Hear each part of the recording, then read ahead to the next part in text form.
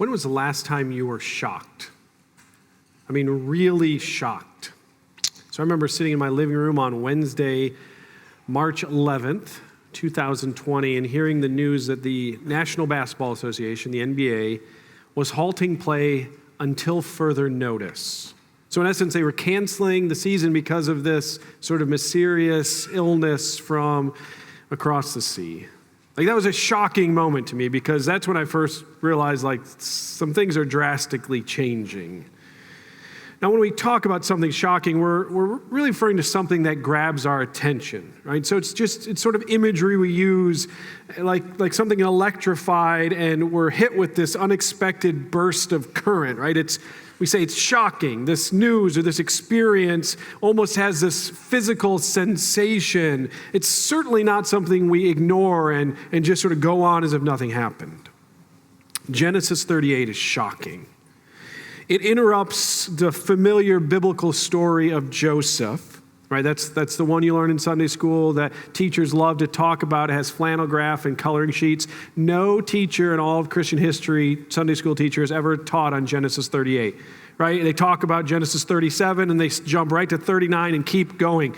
Thankfully, there are no flannel graph or anything about Genesis 38, because it's a shocking story of the sin of Joseph's brother Judah. I think a lot of people have struggled to understand why this is here, but even particularly, why is this included in the Bible at all? I think the shock is intentional. I think the shock is intended to just grab our attention and to show us some things that we haven't seen before. And I think the most shocking part of the story is not the graphic sin of Judah and his sons. I think the most shocking part of the story is the grace of God to sinners. Because we struggle, even as Christians, to truly understand how shocking grace is. Because if we're honest, we often think of grace as sufficient to cover sort of the small, routine, everyday, what we might think of, though we never call them this, sort of respectable sins. But when it comes to flagrant, graphic, uncomfortable sins, we're not sure that grace can handle them. And part of this is due to our misunderstanding of how sinful we are, and sin in general, that there's no such thing as a small sin, even as Don reminded us earlier. But part of this is due to our inflated opinion of our own righteousness. We often think of our sin as small, even manageable. And so we don't view grace as a life preserver thrown to a drowning man. We view grace like water wings. Right? That provides some assistance to keep us afloat as we swim along under our own power. Just enough grace to keep our heads out of the water. This story in Genesis 38, what it does is it disabuses us of the notion that grace is assistance for moral religious people. That grace is a hybrid. It works alongside our own effort. A little bit of grace, a little bit of effort, and together we achieve good standing with God. This story, with its detailed account of serious, flagrant sin, reminds us that no sin, no matter how shocking, is greater than God's grace. Now, the reason we're studying Genesis 38 today is because it's referenced in the account of the genealogy in Matthew 1. I was debating about this decision on Monday morning. I'm just going to be honest with you. I went out to my wife and I said, you know how sometimes you make a decision, then you go do it, and you're like, what was I thinking? That's how I felt Monday morning as we were studying in depth again Genesis 38. But there's a reason. This is referenced in this genealogy that we've been looking at. So last Sunday we talked about this genealogy. Right? This is the record of the line of Jesus, and we were paying particular attention to how it reveals God's grace. God's grace to sinners. Well, let's look closely this morning at two of those sinners. So in Matthew 1, verse 3, it says this: Judah fathered Perez and Zerah by Tamar. And so we want to look at the story of Judah and Tamar. We'll walk through it first, paying attention to Judah's serious sin, and then we'll focus on God's shocking grace. We see the first of Judah's serious sins actually in chapter 37. So chapter 37 is a story about his brother Joseph. Joseph was the 11th son of Jacob. I was thinking about it this morning, and all I could think about was, imagine the grocery bill. I have 3 sons, and it feels like my paycheck goes to Harris Teeter. 11 sons. Can you just imagine that? He's the 11th son of Jacob. Jacob is Abraham's grandson, but he's the first son of Jacob's favorite wife, Rachel. Okay, now we need to talk about this. Sadly, many of the men in the Old Testament, they violated God's command about marriage. They took multiple wives, even though all the way from the beginning, Genesis chapter 2, God says marriage is between one man and one woman permanently, but sadly, many of them disobeyed that. Well, because Joseph is born to Jacob's favorite wife, he becomes Jacob's favorite son. And do you think his other 10 brothers figured that out? I guarantee they did. I have 3 sons. They all claim that each other are our favorites. We don't have favorites, but they're sure we have favorites. It's not them. In this case, there is a favorite son, and everyone knows it. And so in their jealousy, they devise this plan to harm Joseph. And Judah is part of this plan. Here's his first serious sin. It's kidnapping. So Joseph, under his father's instructions, he travels out to check on his brothers. They're tending sheep. They grab him, they throw him into a pit. Some want to kill him, but Judah intervenes. Look at Genesis 37, verse 26. Judah said to his brothers, "What do we gain if we kill our brother and cover up his blood?" Just think about how callous that statement is. Well, what do we get out of this? Come on, let's sell him to the Ishmaelites and not lay a hand on him, for he is our brother, our own flesh. And his brothers agreed. So Judah appears to be the mastermind behind this plot to sell his brother into slavery. Now, I think we all know, even if I don't go into it, that selling someone into slavery is wrong, particularly if that person's your sibling. Okay, we know this. But what we may not realize is how serious this is handled in the Old Testament. It's punishable by death. So Deuteronomy chapter 24, here's the law God gives Israel. He says this: if a man is discovered kidnapping one of his Israelite brothers, whether he treats him as a slave or sells him, it's almost as if it's describing this exact situation, right? The kidnapper must die. You must purge the evil from you. So this shows how strongly God condemns actions like the one Judah took with Joseph. It's so heinous that the only fitting punishment is execution. God likens the act of kidnapping and enslavement to a poison that must be purged before it brings even greater harm.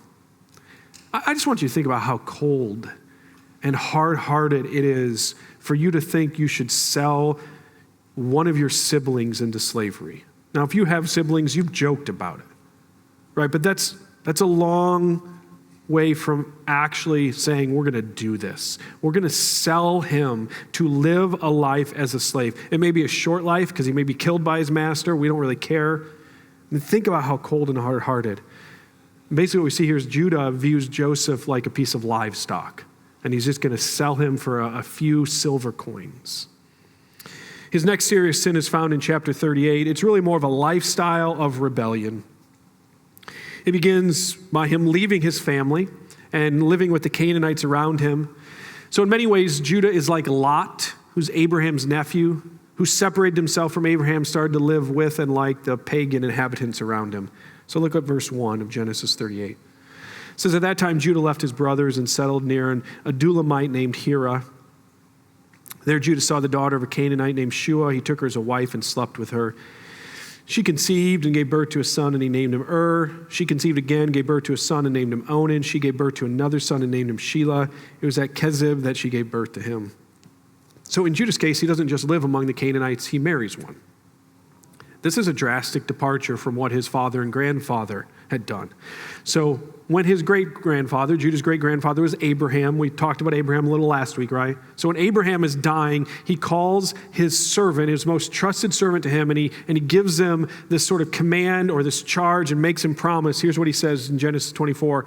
I will have you swear by the Lord God of heaven and God of earth that you will not take a wife for my son from the daughters of the Canaanites among whom I live. And his servant obeys, and he helps find a wife for Isaac from a wife who's not a Canaanite. So Isaac, he repeats the same instruction to his son and Judah's father, Jacob. So he says in Genesis 28, Isaac summoned Jacob, blessed him, and commanded him, do not marry a Canaanite girl. The one in the family who violated this command before Judah was his uncle Esau. And if you're familiar with the Bible, you might recognize that name. He's infamous for being one who simply lived a life of utter rebellion against God. Now, why were Abraham and Isaac so concerned about their sons marrying a Canaanite girl? Like, this doesn't have anything to do with ethnicity. They weren't racist. They're concerned about the spiritual well-being of their sons. They don't want their sons to marry women who are brought up in idolatry and who will turn the hearts of their husbands away from worshiping the true God. In other words, they don't want to happen what happens to Judah, that he gives up a life of allegiance to God to live with and like the idolatrous nations around him. Well, Judah's oldest son, marries a woman named Tamar in verse 6. We're not told where she's from, but I think she's not a Canaanite based upon the fact she's not described that way. Was a wicked man, and his wickedness, even though we're not told what it was, it's not specified in any way, it brings swift judgment from God in verse 7, like God takes his life. So let's not rush past this. Like, sin always brings judgment. Sin always brings judgment. It's rarely this swift, but it always comes. Don't mess with sin. Don't feed the rhino, as we talked about a few months ago. Right? If you are making choices right now that you know are in direct rebellion to what God has commanded, then stop. Repent, turn from it before it's too late. Like, this is clear from cover to cover in the Bible that God deals with sin. God is just. He judges. This is why we have things like, what you sow, that will you also reap, God says. Sin brings judgment. Let's not overlook that. But now the story takes a strange twist. Judah commands his second son Onan to sleep with, but not to marry, Tamar, in order to produce a son and carry on Er's line. Like, this is where it gets really foreign to us, okay? So we need to take a minute to understand what's going on. What Judah is commanding here, though, notice, we'll talk about this, he actually twists it and perverts it slightly, is something that's called the law of levirate marriage. It's spelled out for us in the book of Deuteronomy. So listen to Deuteronomy 25, verse 5. When brothers live on the same property, and one of them dies without a son, the wife of the dead man may not marry a stranger outside the family. Her brother-in-law is to take her as his wife, have sexual relations with her, and perform the duty of a brother-in-law for her. The first son she bears will carry on the name of the dead brother, so his name will not be blotted out from Israel. So it was the responsibility of the younger brother, if not married, to marry his brother's widow. But did you notice Judah didn't command to marry her? Now, the firstborn son from this new union will actually bear the name of the man who died to keep his line going. Any other children born take their father's name. This is hard for us to understand. Let's just be honest about it. This is so far removed from our culture that it is difficult for us to understand. But we've got to understand that preserving the family line was vitally important in this time. Beyond that, preserving Abraham's line, and with it all the promises that have come, the promise of the Messiah, this is paramount. Now, in that passage in Deuteronomy that commands it, the verses that follow actually talk about the public shame that should be heaped upon the man who refuses to obey. Well, Judah's second son, Onan, like his older brother, is a wicked man. He engages in sexual activity with Tamar, but he does not fulfill his responsibility. He takes pleasure from it, but he violates God's commands as well as God's purpose for marriage. His actions are described in graphic detail in verse 9, but the focus is two words: seed and ground. It's not translated exactly that way, but they're the root of these two words, seed and ground. And this is why it's significant. These are the same two words God used in his promise to Abraham back in Genesis 17. He said to Abraham, he said, I'm going to give your seed, your offspring, your line, your family, I'm going to give the future descendants from you a land or a ground that belongs to them. So this is God's promise of a righteous people who be given a land. And what we see in Onan's actions, we're supposed to see them as a direct assault on God's promise because he uses the land to kill his brother's seed. This is an act of rebellion. And what does God respond? God responds by killing him. And I think this is what we're supposed to get from this, that the rebellion we see in Judah is tragically magnified in his sons. That knowing God's law, Judah knew what to do, but he refuses to do it. In fact, he goes on. He's supposed to give his third son in marriage to Tamar, but he makes an excuse not to do it in verse 11. Well, Tamar recognizes what's going on. She sees that he's not going to do what's right. He's going to refuse to. And so she begins to plot to get what rightfully belongs to her, which leads to Judah's third serious sin, immorality. Verse 12. So after a long time, Judah's wife, the daughter of Shua, died. When Judah had finished mourning, he and his friend Hira, the Adulamite, went up to Timnah to his sheep shearers. Tamar was told, "Your father-in-law is going up to Timnah to shear his sheep."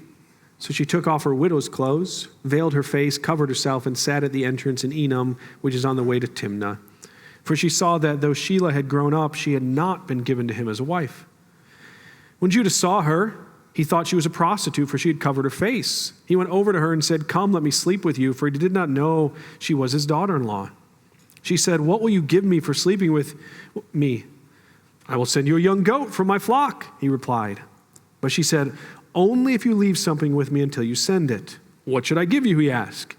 She answered, "Your signet ring, your cord, and the staff in your hand." So he gave them to her and slept with her, and she became pregnant by him. She got up and left, and then removed her veil and put her widow's clothes back on. Judah, driven by his passions, sees a woman dressed as a prostitute and propositions her. We're given no reason or explanation for this beyond his own sexual desire. And I want you to see this. I want you to see how dehumanizing sexual sin is.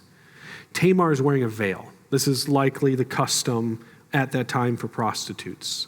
And in this story, the veil serves to hide her identity from her father-in-law. But I think we should consider that custom for a moment. Why would a prostitute wear a veil? In fact, we understand that soon the only part of her that will be covered is her face. Soon the rest of her will be uncovered, but her face will be covered. Why is that? And here's why: because the woman's identity, her personhood, doesn't matter. She is an object to be used and discarded when the man is done with her. That's sexual sin. All sexual sin is this: it is dehumanizing. It doesn't matter who the person is, that they're made in God's image, that they are a person who's loved by God. They're an object to be discarded when you're done with them.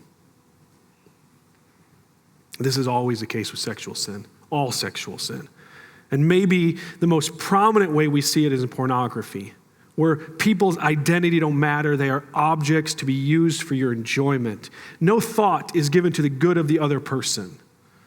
They're simply just an object, like a coffee cup. You use it, then discard it when you're done with it. We need to see this. At the core of all sexual sin is a violation of the second commandment, which is to love your neighbor as yourself.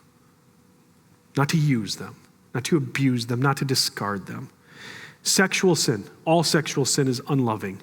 Even by two people who say, "Oh, we love each other," if they commit sexual sin, they are doing each other harm. They're not doing each other good. They are dehumanizing each other.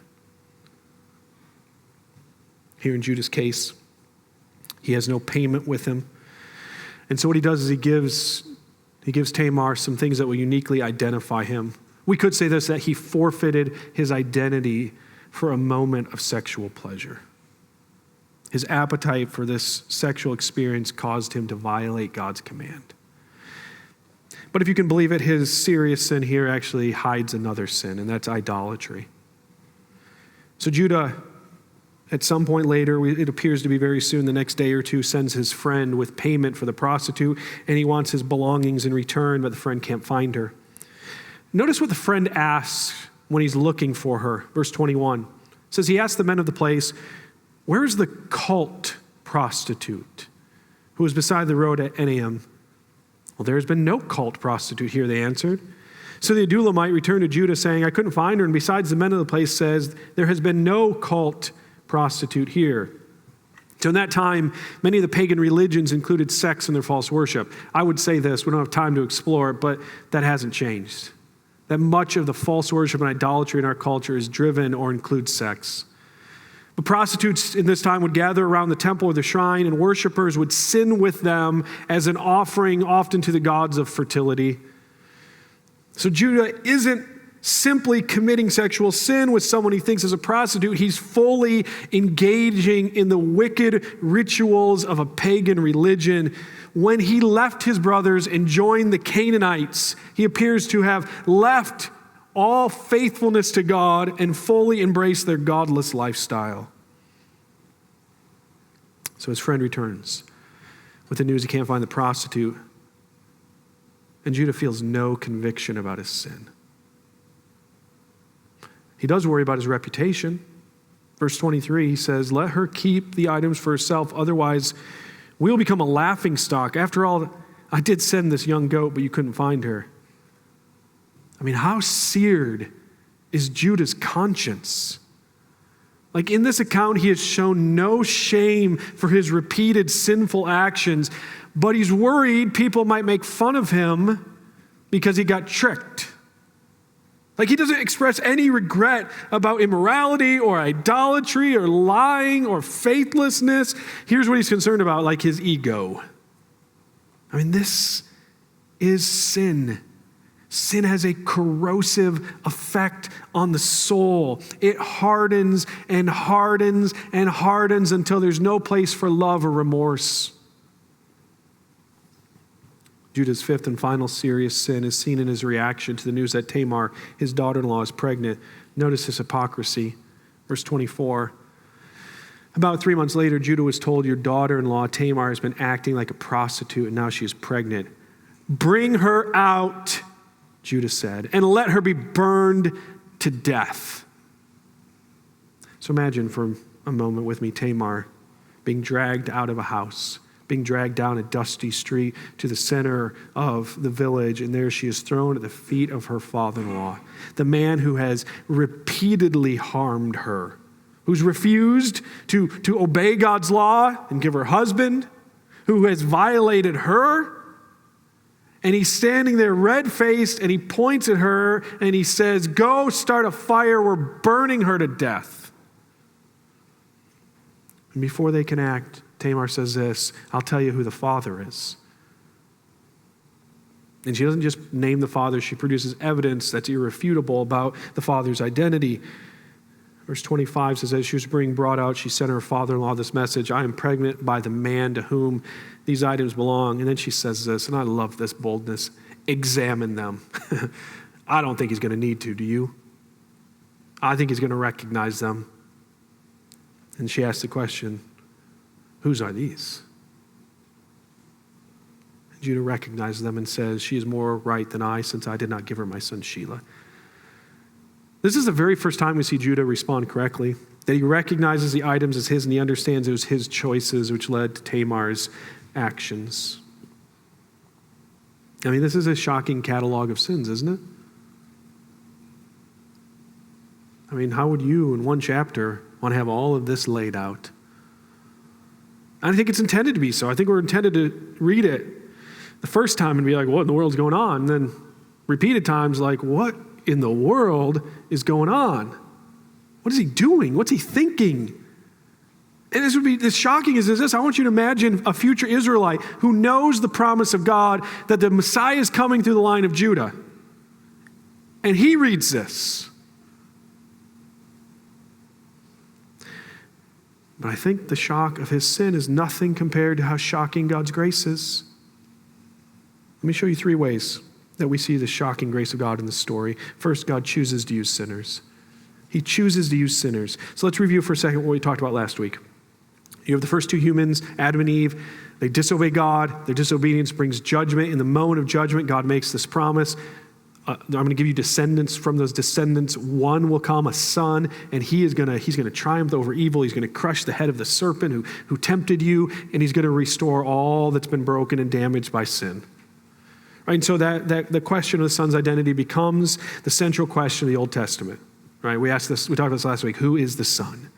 And the genealogy of Matthew 1 traces that line of sons until it ends in Jesus Christ, the Son of God. Well, this promise of a victorious, redeeming son that God makes to Adam and Eve, it's reiterated to Abraham as God tells him, okay, the son will be part of the greater nation that will come from your descendants. Abraham has a son, Isaac. Isaac has two sons, Jacob and Esau. And shockingly, the younger son, Jacob, is the one who carries the promised line. God renames him Israel. He has 12 sons, and these 12 sons they have families which become tribes, and these tribes make up the nation of Israel. And so that question of who is the son sort of gets nuanced a little bit, and it's this: well, which of Israel's sons will carry forward the promise? Well, the obvious answer is who? It's got to be Joseph, right? I mean, if we weren't sure by reading Joseph's story, think about a few things. We're introduced to Joseph not only as the favorite son, but Joseph has two dreams from God that he shares with his family. Gotta love that. Which is, hey, guess what? God gave me a dream that all of you brothers and mom and dad, you're going to bow down to me. And he gave it to me twice. So clearly the answer is Joseph. And then we see what happens. Joseph, even though he's sold into slavery, God exalts him into the second in command of Egypt, where he is the one who rescues his people, his family from death. Well, clearly Joseph is the answer to the question of whose line will bring the Messiah. But it's not. It's Judah. God chooses Judah. The man who sells his brother into slavery, the one who leaves his family and leaves his God, and he worships in all of the wickedness of the pagans around him. The unexpected choice is not unusual for God. He chose Jacob, the younger brother, over Esau, the firstborn. As chapter 38 ends, there's a set of twins, and again he chooses the younger over the older brother. Throughout Israel's history, God chooses the overlooked and unqualified to accomplish his purposes.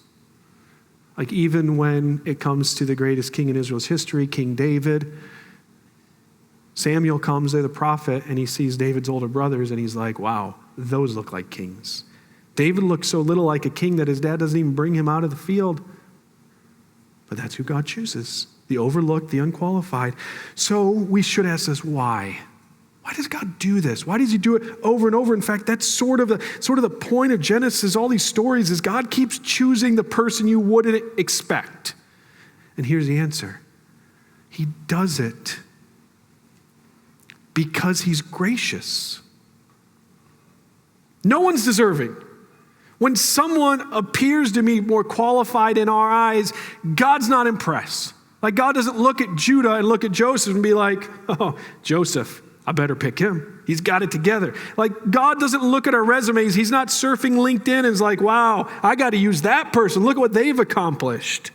Like God is constantly undermining human logic when he makes these decisions so that we'll understand nothing we do merits God's choice of us.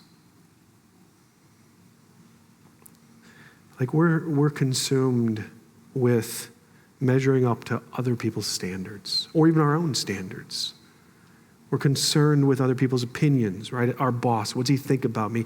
We're performance reviews and goals we have. What about that person? What are they saying about me? Are they disappointed in me? Those parents, am I living up to what they said? Like we're so focused on measuring up that we think this is how God does it, that God measures things like we do. And he doesn't. Like we don't, we cannot, we never will measure up to God's standards, and yet he still loves us and he still blesses us. Like when will we get this? That God's grace is not a reward for our good behavior. I mean, if you ever want an example of this, look at Judah. God's grace is not a reward for this behavior. It's undeserved, unmerited.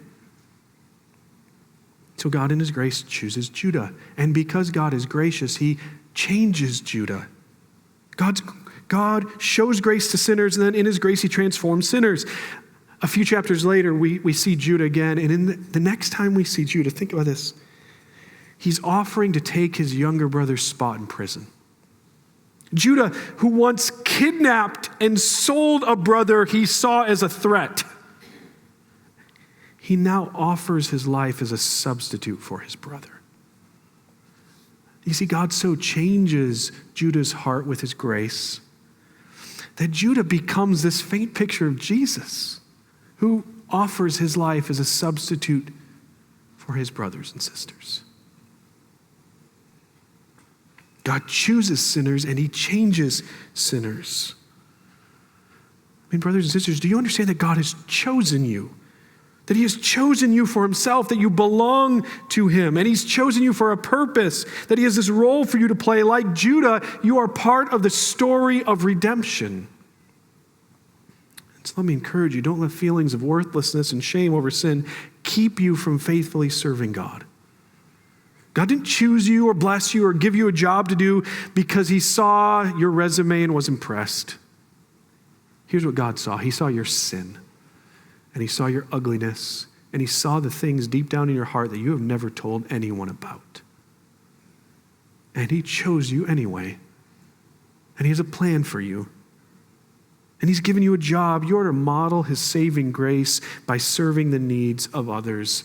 Like Judah, and ultimately like Jesus, you are to sacrifice your life for the benefit of your brothers and sisters.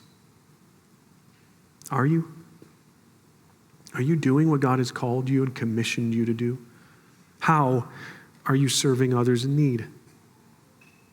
Could you list a couple of ways that you are sacrificing to serve others? Now, if you say, like, I can't, that's a struggle. It's like, okay, there's grace for that. Grace will change you. God's not given up on you. He's not going to stop. We are not naturally like Jesus. We're naturally like Judah in Genesis 38. Maybe not exactly like him, but just like him. Our hearts are the same. And so we need grace. We don't naturally lay down our lives for others. We don't naturally serve others. We naturally use and take from others. And it's hard to put others' needs before our own, right? But God chooses to use sinners. And he changes sinners. And he's planning to use you for redemptive purposes. And he will never stop changing you until he's fully ready to receive you to himself. He won't stop changing you until you have accomplished the purposes he's called you to.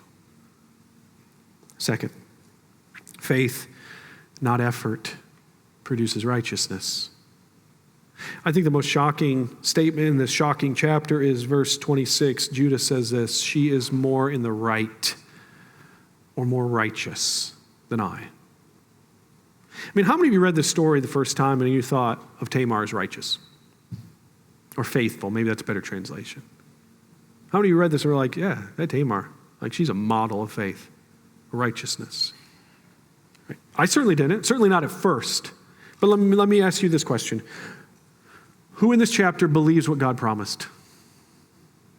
Who in this chapter believes what God promised? I'll tell you who it was. It wasn't Judah, right? He moves away from his family, marries this idolatrous Canaanite. He fails to obey these commands to give his sons to Tamar in marriage. So who does? Well, the answer is Tamar. And though the Bible doesn't offer commentary on her actions, it reveals that her actions were motivated by faith in what God said. She's the only one who attempted to obey the command of levirate marriage. She's also the only one who seems concerned about preserving Abraham's line. You know, one of the themes of the Bible is that the righteous live by faith. That faith, not works, is necessary for salvation. Tamar, this woman who suffered greatly, she still trusts God. I mean, think about Tamar's story. She has a husband so evil that God kills him. She has a brother-in-law who abuses her sexually. She has a father-in-law who not only violates his promise, he abandons her where she has no hope for the future. And then literally he takes advantage of her later. This is her story, but yet she trusts God. She trusts God, and her actions, right or wrong, are motivated by faith. Friend, what pleases God is faith. He is not impressed by your efforts or accomplishments. He's concerned with your faith. We're told in the book of Hebrews that without faith, it's impossible to please God. It's not that it's hard to please God. It's not that it's really, really challenging to please God. It's impossible to please God apart from faith. Faith in Jesus Christ alone. Faith in Jesus Christ who offered himself in our place. Faith in Jesus Christ and the grace that comes only through him. This is what God desires from you. Let me ask you, are you trying to earn God's favor through effort or asking God in faith? Third, finally, difficulty can be God's kindness. Difficulty can be God's kindness. So on the heels of Judah's story in chapter 38 is a famine that comes upon this area of the world. Judah's younger brother Joseph, he's promoted to second in command in Egypt, basically to handle this famine. He prepares Egypt for it, and during the famine, his family, not because he's there, they don't know he's there, but his family, because Egypt is the only place with food, they come there looking for food, they eventually move there, they're all reconciled. Now, famine must be awful. I've been reading a little bit lately about, happened to read a section on the Dust Bowl, sort of that came upon the end of the time of recession and people not having food and having to this great migration west, simply looking for food. I mean, I can't imagine, like this isn't us in hurricane season where all the milk and bread is gone for 2 days. Not sure what that combination does, but this like real famine, right? I mean, where I don't know how we will eat and survive. It's so bad, we will literally just abandon our houses. When I was reading about the Dust Bowl, it would say that people would drive as far as their gasoline would take them and they would just abandon vehicles there. That's our only hope. We got to look for food somewhere. And this is the situation here. Like it's so bad, they leave their homes, they relocate to a nation that where they're foreigners. So we've got to ask this question, why does God allow them? This is the family of Abraham. This is the promised line. Like this is where God's favor rests. Why does God allow them to suffer such difficulty? Now there are a number of reasons, but one of them is found in chapter 38. So in chapter 38, here's what we see. The great challenge to faithfulness on the part of God's people is living with the Canaanites. Every evil action Judah takes in this chapter, he's accompanied by a Canaanite friend named Hira. The influence of this pagan lifestyle and worship was part of what turned Judah away from faithfulness to God. And so this famine was God's way of getting Israel out of Canaan and nullifying their evil influence. Okay, let me ask you a question. Who is influencing you? Too many Christians are feeding at the trough of social media and then wondering why they smell like a pig. Like who you listen to matters. You know, other people can steer you away from worshiping God. I mean, we're Christians. Here's what it means. We live in Canaan. We live in Egypt. We live in Babylon. This is the world we live in. And so we need to ask ourselves, could there be difficulty in my life I'm experiencing right now? Could this be partly to reveal to me, to show me whose advice really matters to me? Could this difficulty in my life, this challenge, this trial be God showing me who's got my ear? Who's helping shape my priorities and my decisions and my values? Like whose counsel I'm listening to? So difficulty can be kindness for many reasons, but one main reason is that it exposes the bad influences that have our attention. God's grace is often the wind which blows storm clouds into your life. God brings difficulty in our lives to protect us and preserve us. Now, I know none of us like difficulty. We like comfort, right? Like air conditioning and soft beds and food on the table and all of these comforts. We like this. And so when we have difficulty, our first thought is that this is sort of either punishment from God or at least unjust from God, unkindness from God. Even though we know this, it serves a good purpose in our lives. We study this in Romans 8, right? That God uses everything. This road of suffering makes us more like Jesus. And one of the ways it does is it shows us what we value and what motivates us. I just want you to think about the difficulty of the past year and a half. It's been a difficult time, right? COVID, mass quarantines, race relations, hyperinflation, so many other difficulties. Like it's been hard. It's been difficult. This should be a time when we evaluate what's going on in our hearts. God can use these times to mold us for our good. Difficulty is often kindness. Have you ever walked into a place and been shocked by what you saw? So I remember as a kid going to the Mall of America and just being shocked. Like roller coasters in a mall. Like I'd been to malls before, none of them had roller coasters. Now, my parents didn't let us ride any of them. We just got to look at them, but it was still shocking. Like there are roller coasters here. I remember in Great Wall of China, seeing it for the first time and just being shocked. Like, how can this be there? Like, how can this be there? Brothers and sisters, my prayer for Redeemer is this, that when people visit us, they're shocked by God's grace. That when they walk through these doors, listen, I know they're going to see sin. I know they're going to see sin. Even though we hate sin, even though we repent of sin, they're going to see sin. But here's what I hope more than anything, that they are shocked by God's grace. That the way we receive and talk about and rely upon God's grace, the way we hand it out to others and remind each other about it, the grace of God which extends from each of us to each other. The grace of God which motivates us to trust Jesus and to live righteously. The grace of God which thanks him even in difficult situations. Right? The grace of God which takes sin seriously and yet knows it is no match for the power of the gospel. That this grace would be shocking. Here's my prayer, that each of us so experiences God's grace that it flows through us like a current and out of us in real, powerful, transformative ways.